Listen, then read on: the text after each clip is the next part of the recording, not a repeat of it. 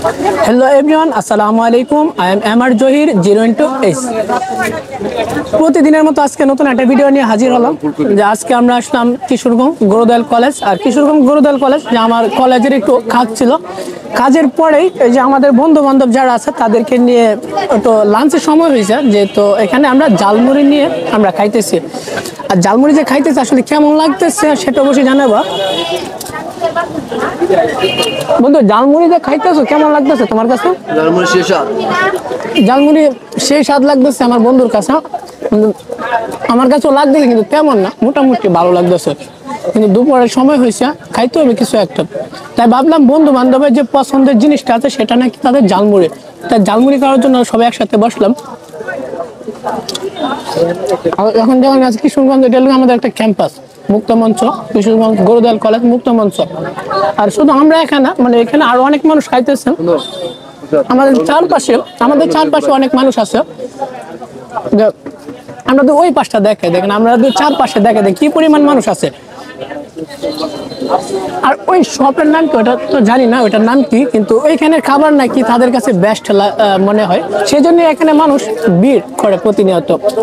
মানে আমরা যে এখানে জালমুড়ি খাইতেছি, মানে এখানে আমরা অর্ডার করেছি প্রায় 10 মিনিট আগে। আমরা 10 মিনিট পর কিন্তু আমরা খাবারটা পেয়েছি, কেননা এত পরিমাণ মানুষের দিতে একটু সময় লাগে। তারপরে দেখলাম আমরা যে খাবারটা পাইছি, খাবারটা ভালোই টেস্ট লাগতেছে। টেস্ট যদি নাই লাগতো তাহলে এত মানুষের হয়তো বা এখানে ভিড় থাকতো না। আমাদের চারপাশে কিন্তু মানুষের ভিড়। বন্ধু, তুমি মোবাইলে মনোযোগ দিছো কেন? বন্ধুরা নিয়ে আসলাম, বন্ধু মোবাইলে মনোযোগ দিতেছেন।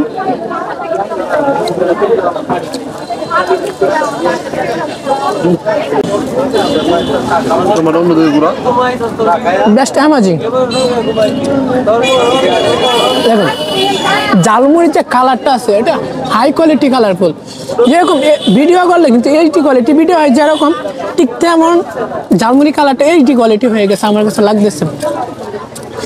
আর যদি আপনাদের কারো খাওয়ার ইচ্ছা হয় আমাকে বলবেন, অবশ্যই আপনার লোকেশন দিবেন, পার্সেল করে পাঠিয়ে দেব।